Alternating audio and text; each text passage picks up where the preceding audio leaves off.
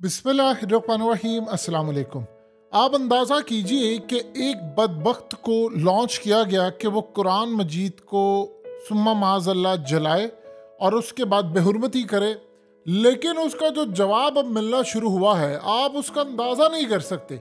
एक तरफ तो प्यूटन मैदान में उतरे, उन्होंने कुरान मजीद को सीने से लगाया।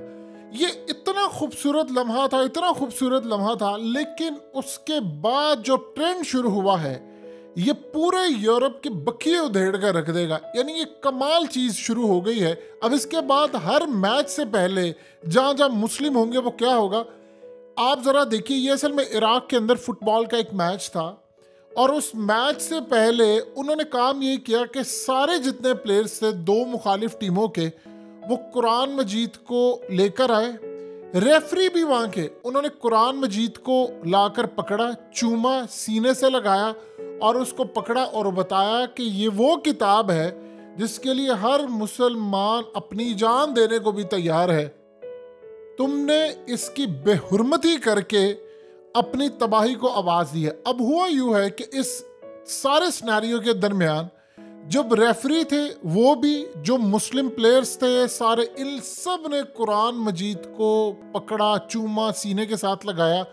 और उसके बाद जो बैनर आप देख सकते हैं उसमें क्लियरली, मैच के दौरान जो बैनर था उसमें क्लियरली बताया गया कि कुरान ही हमारा ज़ाब्ता है, कुरान ही हमारी गाइडलाइन है और क़यामत तक इसका दिफा करना हर मुसलमान पर फ़र्ज़ है और हम करते रहेंगे। इसका बड़ा खूबसूरत मफहूम था। अब मैच के दौरान रिजल्ट क्या आया है इसकी किसी को परवाह नहीं है, लेकिन ये जो ट्रेंड सेट हो गया है, अब इसके बाद मामला बड़ा इंटरेस्टिंग होने वाला है। उसकी सबसे बड़ी वजह यह है कि आज से पहले ये काम हुआ नहीं है। अब हो सकता है कि वर्ल्ड कप आ रहा है क्रिकेट का, और उस क्रिकेट के वर्ल्ड कप के अंदर हो सकता है मुस्लिम प्लेयर्स भी ये काम करें। आप जानते हैं कि धोनी ने क्या काम किया था, यानी उसने ग्लव्स के ऊपर जो उनके मज़हब के रिलेटेड था, जो उनकी आर्मी के रिलेटेड था, उसने वो पहने थे और इसके बाद किसी ने कोई एहतजाज नहीं किया। अब इस सूरत हाल में यूरोप के अंदर फुटबॉल का जो क्रेज़ है ये पूरी दुनिया में है, यूरोप में तो बहुत ज़्यादा है।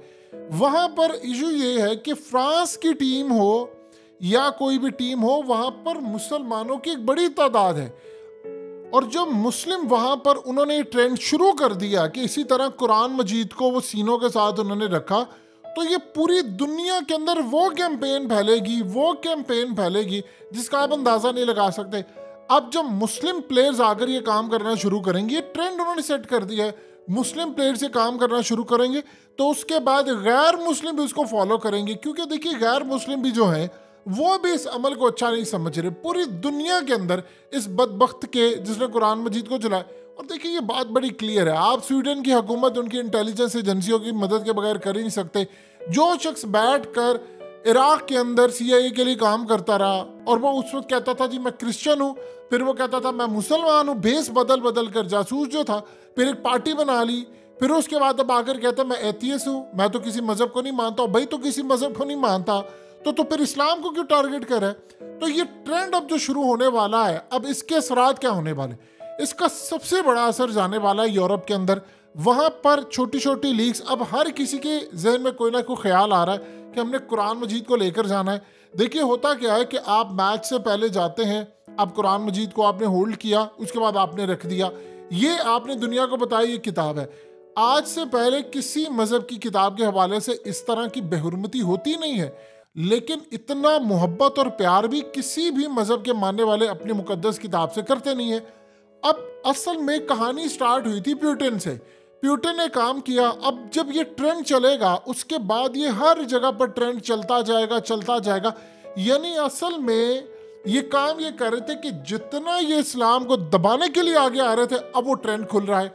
अब उसके बाद यूरोप के अंदर और US के अंदर, यानी आप ये देखिए कि बेसबॉल का मैच हो, क्रिकेट का मैच हो या कोई भी जगह हो, हर कोई जहां पर मुस्लिम प्लेयर्स होंगे वो जाएंगे, कुरान मजीद को पकड़ेंगे, चूमेंगे और उसको दिखाएंगे। और उसके बाद आप ये देखिए कि वो जो गैर मुस्लिम है, ख़ासतौर पर वो जो स्याह फाम है, स्याह फाम ये जो फ्रांस के अंदर हो रहा है, उसमें मुसलमान हो या स्याह फाम हो, देखिए एक तो आप अगर ब्लैक हैं तो आपके साथ बहुत बुरा सलूक होता है, रेसिज्म होता है, लेकिन अगर आप स्याह फाम है और मुसल करेंगे और उसके बाद करते करते इस पर शोज गुफ्तगू, यानी ये एक अनएक्सपेक्टेड चीज थी जो मुसलमानों ने कर दी है।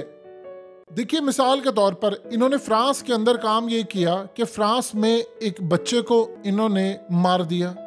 अल्लाह पाक उसको जन्नत नसीब करे, वो मुस्लिम था और उसके बाद वो अलजायर का था। अब उसके बाद इन्होंने बीच में एहतजाज भी करवा दिया, बहुत सारे काम खराब भी कर दिया और लोग वैसे भी आ गए। उन्होंने मुसलमानों को मजीद दबाने की कोशिश की। अब इसके बाद वो चीज़ें उनके कंट्रोल से बाहर हो गई हैं।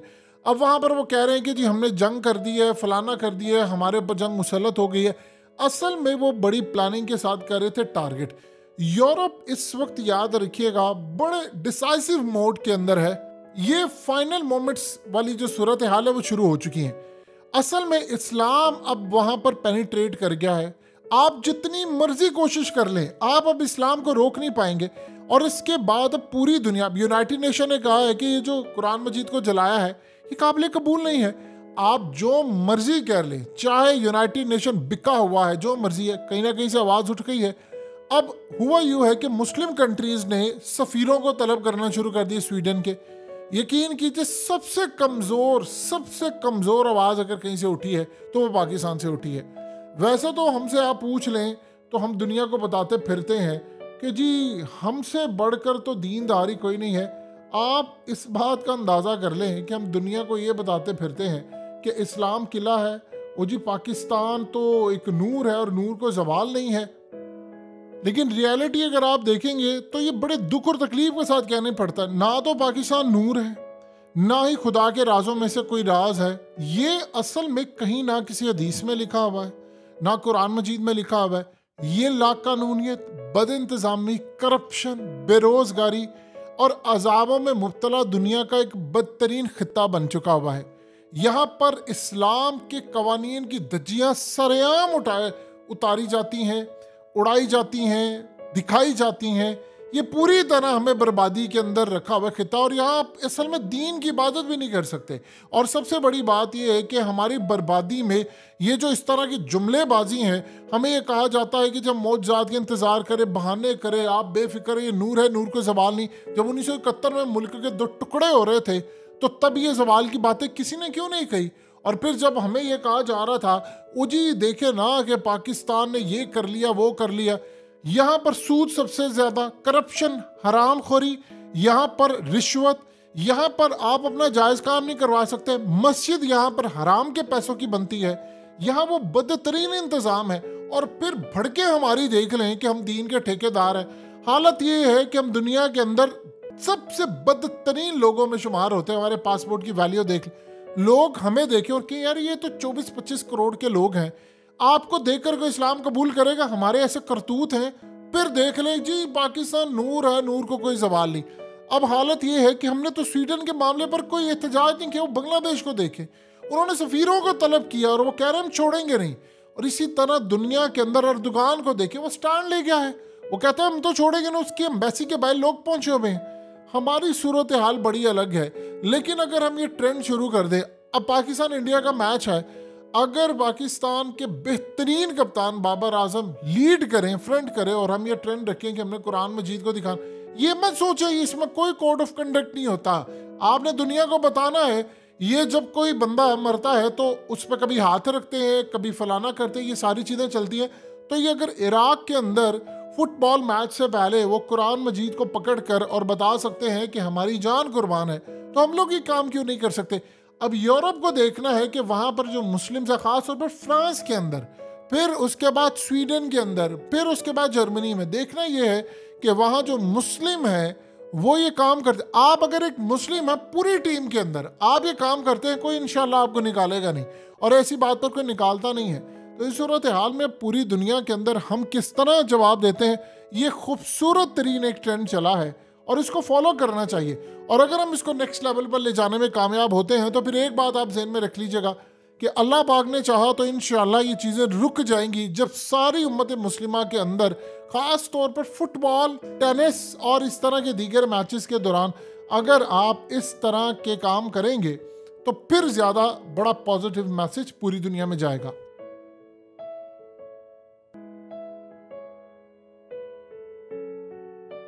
हकीकत टीवी को सब्सक्राइब करना मत भूलें, वीडियो को लाइक करें, शेयर करें और कमेंट सेक्शन में अपनी राय का इजहार ज़रूर करें।